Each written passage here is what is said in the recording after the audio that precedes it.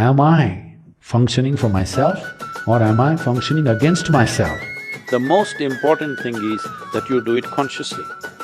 Whatever you do must happen consciously. You will see tomorrow when you wake up, you'll wake up like you just born. If you go to sleep with this awareness, you will wake up with a completely new dimension of energy within you.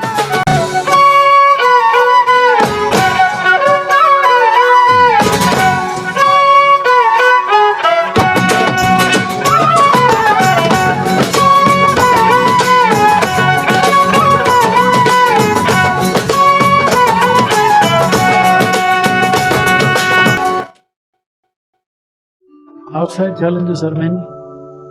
There are many things in the world. Some things will happen, some things won't happen, some things will act for us, something will work against us. These things are happening all the time. But am I functioning for myself or am I functioning against myself? Within this, is my life little more exuberant, little more better, little more joyful, little more peaceful?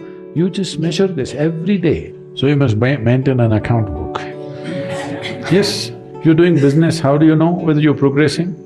Only one who keeps accounts knows whether he is making money or going down, isn't it so? Similarly, you must maintain an account. You just see, let's say yesterday you were joyful 5 times in the day. Today if you're 6, you're better. Tomorrow if you're 7, you're better. But day after tomorrow if you're 3, you're worse. How many moments of joy do you have? Why I'm talking about joy is we are not using joy as a goal. Joy is a measure. Joy means you're at ease. Joy means you become more of life than being a mental mess, isn't it? Joy does not mean that you attain to something. Joy simply means life has come to ease, you're not messing yourself up. Spend 5 minutes. Have I been better today than yesterday? Has my day been better? Every day, if you keep accounts, you will see no matter what the hell happens in life situations, you will not go down.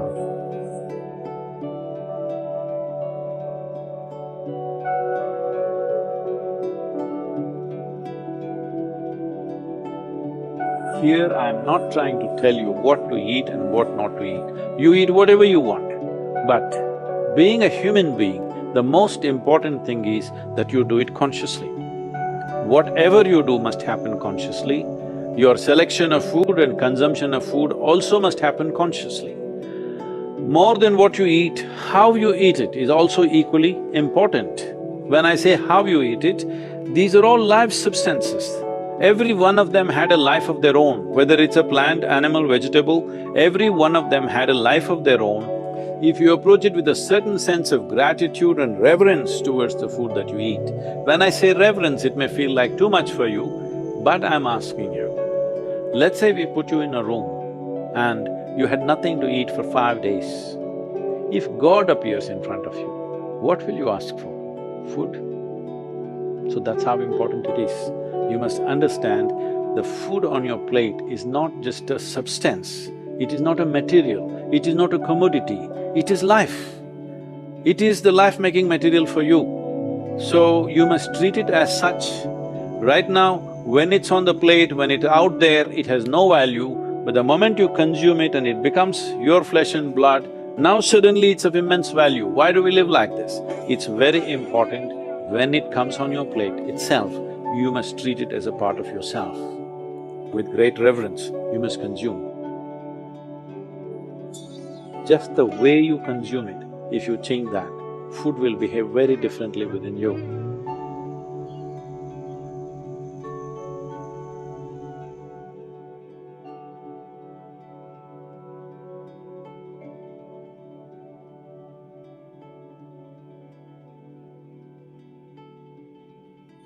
The soil that you walk upon has a certain sense of intelligence and memory.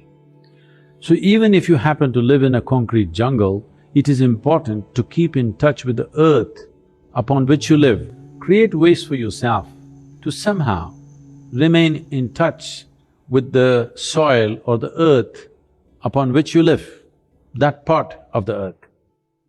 With your bare hands and bare feet, see particularly the palms and the soles, if they come in touch with the earth on a daily basis, at least for a few minutes, a certain harmonizing of the physiological process will happen just being in contact with the earth.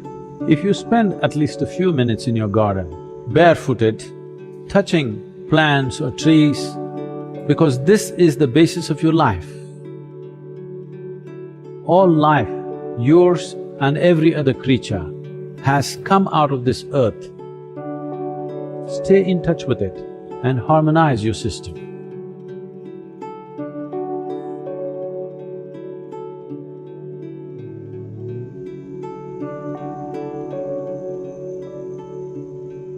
One thing is, before you go to bed, just sit in your bed just for 2 minutes.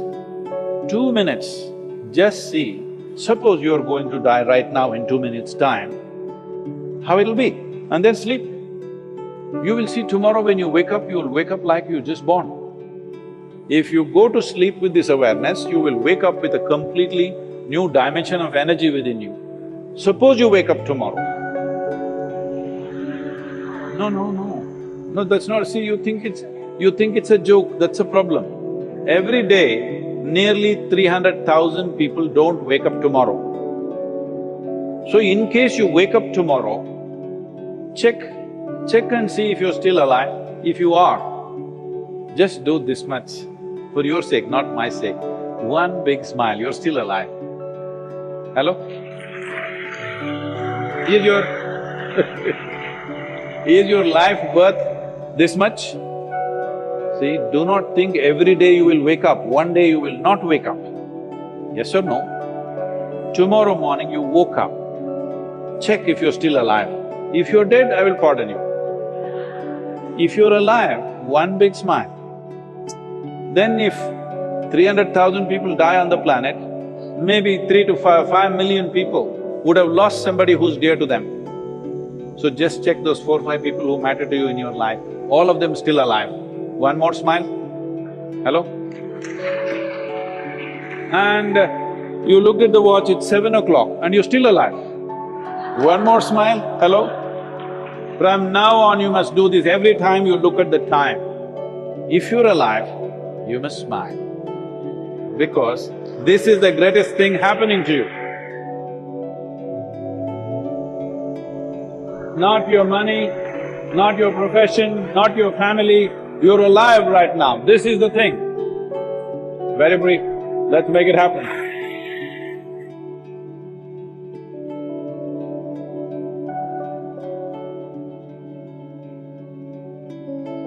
Your ability to live well on this planet is essentially how well you can harness this body and this mind. Yes or no? So if you have to harness this the way you want it, it's very important. There is a little space between you and the body, there is a little space between you and the mind. Whatever suffering, any kind of suffering that you have known in your life has entered you either through the body or through the mind. Do you know any other kind of suffering? Do you know any other kind of suffering? Physical suffering, mental suffering. There's only 2 things you know, isn't it? If a little distance arises between you and the body, between you and the mind, this is the end of suffering. Once there is no fear of suffering, only then you will explore the full depth and dimension of this life. So, one thing we want to do is, we are bringing this what's called as Isha Kriya, which gives you a distance between you and your thought, between you and your body. If people experience this for 2 minutes a day, their lives will change. Definitely, I'm telling you. Once they know the freedom of it, you will not like anything. You will not like any drink or drug or whatever, because it is a much big high than that. Much big high than anything that you have seen. So one of the resolutions that you take for the new year is, I meditate.